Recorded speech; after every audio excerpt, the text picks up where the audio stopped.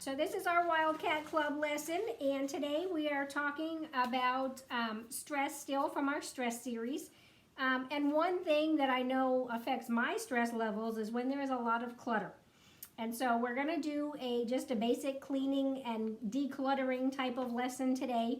I don't know if anybody has seen that show Hoarders that is on TV. Now that's when clutter gets to the extreme. Unfortunately, but some people do take it to that extreme. So the more we can do at an early age, like you guys are at, to not go down that road, the better. Because those people, I mean, their houses are being condemned and everything. I don't know how they live in all that dirty yuck. But to some people, that's normal, I guess. But that does add to stress levels. It also makes us more sick more often when there's that much dust and dirt and bugs around. So it's important to declutter. So there are things we want to save, of course, and that's a good thing.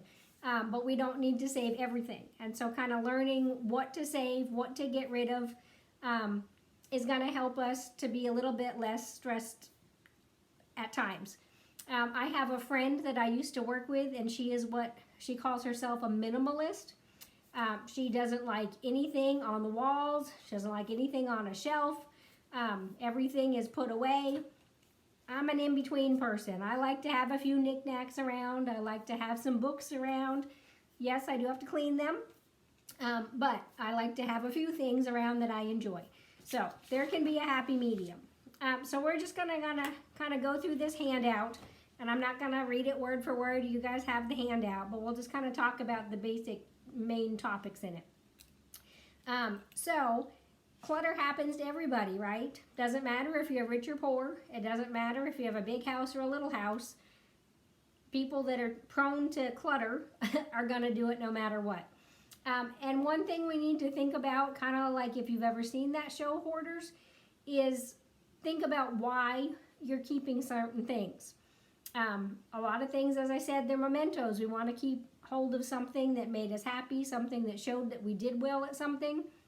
But again, we don't need to keep everything, and we don't need things that make us think about sad things in the past, because that's going to keep us sad now and make it harder for us to be stress-free and happy with life if we're thinking about sad things all the time.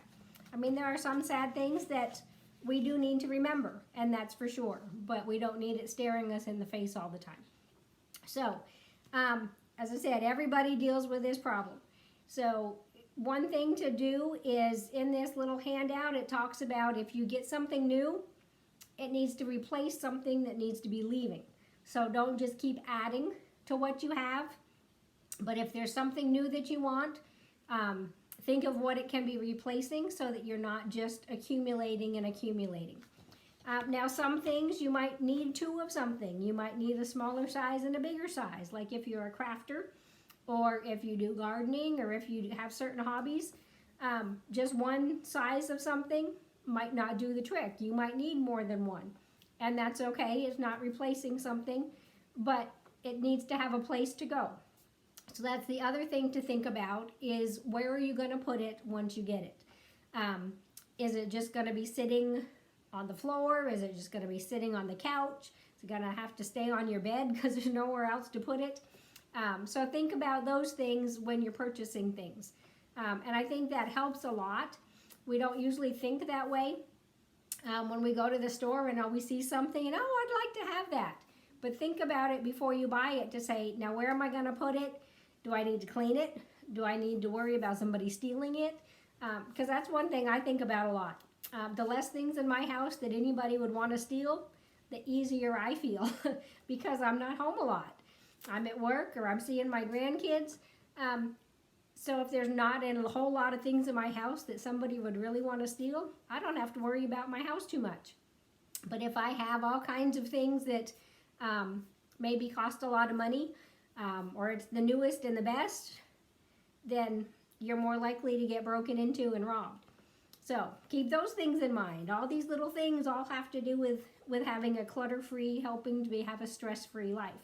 Because I would stress about my things if I wasn't there and couldn't take care of them. So by not having a lot of things, I don't have to stress about it. So just kind of learn those things about yourself. That's kind of what this whole series is about, is that stress has all kinds of forms and shapes, and all kinds of different things cause stress in different people. No two people are the same. So think about what causes you stress and try to do what you can to minimize that stress in your life. So the clutter facts and figures here on the first page.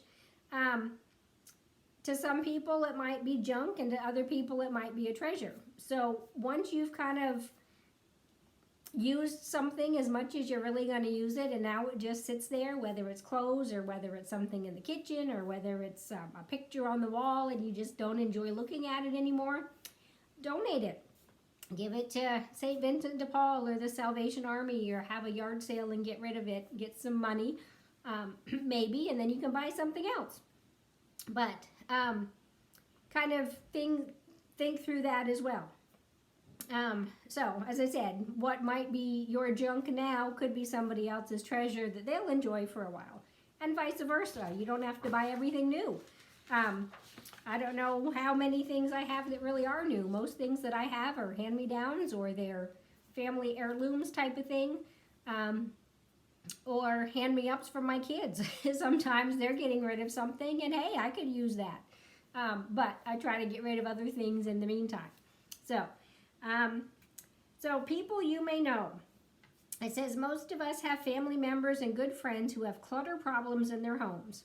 So I don't know any of you personally. I don't know if you live in a cluttered home. I don't know if your bedroom is cluttered, but the rest of your house is clean. But you'll know that. And so just kind of keep that in mind. So you know if this applies to you or not, because it might not apply to all of you. But all of us tend to have some kind of clutter of some sort that we can get rid of. My son, he loves backpacks. He's a game warden now, but he loves any kind of backpack. He's got one for every different thing, and so that takes up a lot of space in his house. It annoys his wife, but luckily that's his one thing that he collects. So it's good to have something that you like, that you enjoy, but try to keep it to one or two things that you collect and not 75,000 things. To bring in another TV show, I don't know if you guys have ever seen American Pickers. It's about those usually two guys. They go around and they look in people's barns and old houses and whatnot. And a lot of that stuff is clutter. And some of it is very valuable, because it can be that way after a while. But they just have so much stuff. And they have to build more barns and more buildings in order to house all their stuff. And again, think about in the long run what that costs to build that, to insure it, to worry about it. If a flood came through and destroyed it all, then you wouldn't have it anyway. So, as I said, lots of different things here to keep in mind as you're collecting stuff. So, do you have trouble locating and digging through things to find something you really need? So think about that aspect of it too. Do you have a place for everything, as I mentioned before? So it's okay to have things, but make sure they have a place, and make sure that things get back in their place when they need to. There's a whole page here on your closet and kind of your bedroom in general. So when you get home from school, don't just throw everything on the floor. Put it where it needs to go.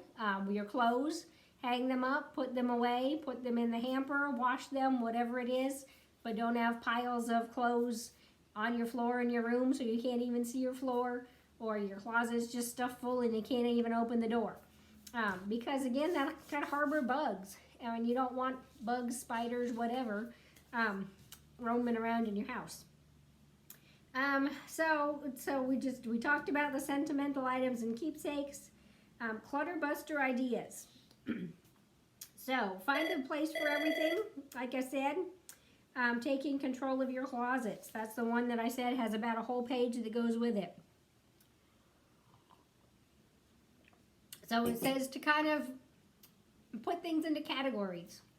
If you have space somewhere else to put, say, your winter clothes, now that hopefully winter is done with, put them away for now, bring them back out in the fall. Maybe there's 5 pair of pants that you don't fit into anymore, and you probably aren't going to fit into them again. It's time to get them out of there, give them away. So kind of go through a little bit and just a little bit at a time. When things get too cluttered, it overwhelms us, and then we don't deal with it at all. So if you take a section and say, well, I am going to go through just this top drawer, and that's what I'm going to do this Saturday, is I'm going to deal with this top drawer, and I'm going to throw away the ones that are rags, and I'm going to give away the ones that need to be given away, and I'm going to wash and keep the ones that are good. Because that's one thing to keep in mind too. A lot of people don't spring clean like they used to, and we really kind of need to be doing that still. So once a year at least, if not twice a year, spring and fall, everything in your closet, you need to wash it. And so the more you have, the longer that takes, the more energy to run the washing machine. But things hanging there, they collect dust. They collect fly droppings. They collect spider droppings. They might have spider eggs growing in them. Who knows? So things need to be cleaned on a regular basis, whether it's clothes hanging in our closet, clothes in our drawers, things in our desk, whatever. The pictures on our walls, they need to be wiped down. I heard a story one time about this little boy. It was when I used to work at a doctor's office, and this little boy had bites all over him. And they couldn't figure out what it was. The parents thought that it was ticks because they had a dog. And no, they weren't tick bites. And they were determined that they were cockroach bites. And it was all over this little boy. And they could not figure out where all these cockroaches were. That why this little boy was getting bit up all the time. Because they didn't see cockroaches in their house. Well, in this little boy's room, they thought it was cute to have on his walls. They had license plates from all kinds of different states. And you know how a license plate, not the new ugly ones, but the old ones, the metal ones, there was a groove on the inside because it butts out a little bit on the outside. And there were cockroach nests all through those grooves because they never took the things down off the wall and cleaned them. And so that poor little boy had major skin issues for a long time. And I can't imagine the pain of being bit by cockroaches that many times. So we don't always think about it, and they didn't see it. They didn't see cockroaches because they came out at night after the little boy went to bed. So kind of think through those things a little bit, that just because you don't see a bug doesn't mean there's not a bug there. So kind of keeping things clean. Again, the more clean it is, the less stress we'll have, the healthier we'll be. And being healthier is going to help reduce our stress level as well. So all these things, as I said, they all go together. So the closet might be overwhelming. So do one little section. Do just your skirts. Do just your dress pants. Do just your shoes, whatever it is. Deal with one little thing at a time. Another day, deal with the next thing. We all get overwhelmed with things like that and don't know what to do with it. There's too much. I'm just not going to deal with it. So break it down into little bite-sized pieces that you can handle. Easy steps for having a clutter-free home. These are things that kind of apply more to parents, but as you guys get older and you have more responsibilities in your households, they kind of apply to you too. So that's why I left this part on here. There were other parts of this handout that I got rid of because they applied to old people or whatever. But this kind of applies to you because you can help to help keep your house clutter-free, or the garage or whatever area you hang out in. So, and maybe by you doing it might help your parents if they're clutter freaks. So, a lot of times children can change their parents' behavior. So, keep that in mind. And so just kind of the basic steps talks about invest a few minutes every day to pick up. So don't let things pile up. It's easier to deal with things as they come up. Or every night before you go to bed, make sure a certain area is cleaned off. Make sure your clothes are put away. Something simple like that. But if it just piles up for a week, then it's a lot, and I don't want to deal with that. So little bits at a time, and stay ahead of things is always better. It says keep a box or a shopping bag in a closet for items to recycle, discard, sell, or give away. So once you've done a cleaning and gotten rid of some of your clutter, still keep a box or a bag somewhere that this is the electronics that are no good anymore and can be recycled with the electronics recycling. This is normal recycling stuff. It's papers from school that I don't need anymore. It can go to the extension office and put in the recycling bin. These are clothes that I no longer wear. They're still good, but I don't fit in them anymore. They can go to St. Vincent de Paul, or you can have a lawn sale. These are things that just need to be thrown away. Don't even put them in a bag or box, just go throw them away. So, as I said, keep up on things and it'll help to keep you a little bit more clutter-free. Don't allow items to pile up at the top or bottom of the stairs. Again, a lot of times if you have stairs in your home, you might just set things down and say, oh, I'll bring it up there later. Try to go ahead and do it, or at least make sure in the morning or at the end of the night you get that done, because otherwise it's just going to keep piling up. So, maintaining a clutter-free life. Easier said than done, right? As I said, we all have some clutter. But accept reality. Nothing is going to be totally clutter-free, even if you try to be a minimalist. My friend's husband is not a minimalist, so he likes to have things. So she kind of has to put up with some stuff for her husband's sake. But there's not as much out as he would like. So they try to find a happy medium. But a kitchen junk drawer, have somewhere to put that stuff so it's not just hanging around. Food, like in food boxes, cookie boxes, cracker boxes, need to be in the cupboard or in the pantry. Things shouldn't be left on the table or on the counter, because then you can't clean the table or the counter. And then bugs are more likely to show up, especially as the weather gets warmer. And as I said, a lot of times we don't see those bugs. Cockroaches might come in a bag of potatoes, so you might not know you have cockroaches. But you might find them in the middle of the night sometime on your table eating something that you have left on the table. So keep those things in mind, because bugs carry diseases. The other little thing that we have is called How to Clean a Cell Phone. And I wasn't going to talk about too much cleaning in general, other than the decluttering and wiping things down, making sure the dirt and the grime is gone so you don't have bugs and stuff.